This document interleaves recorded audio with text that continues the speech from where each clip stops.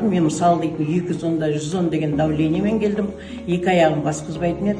Қазір мен өте ризамын. 130-да 90-ға түсті келгелі.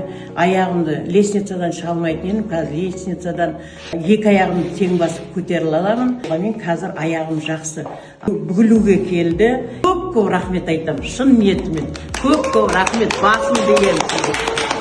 Мен жан мен тән сауықтыру орталығына Сары қаласынан келдім. Мен өзімнің деніме шипа іздеп келдім, денсаулығыма.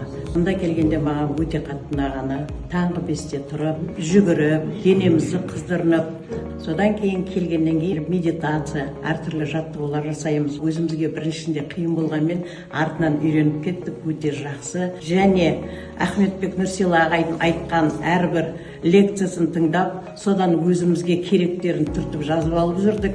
Бәрін миымызға тоқыдық, керек емес затты мидан шығарып салдық. Алдағы уақытта да бұл істі тоқтатпай, мысалы мен де каникулдарда келе аламын, сол кезде тағы да келіп, осы жерден ем алғым келеді. Жанат менеджердің арқасында осындай дәрежеге жеттік дейміз. Сол кісінің арқасында мына жанымыз бен тәнімізге рахаттанып, жақсы болып қалдық. Барлықтарыңызда осы жан мен тән шынықтыру орталығына келіп, сауығып кеткендеріңіз тілеймін. Особенно Ақтау қаласында өте жақсы өтеді екен. Жанат ханымға көп рахмет айтам, шын ниетімен. Көп рахмет, басым деген.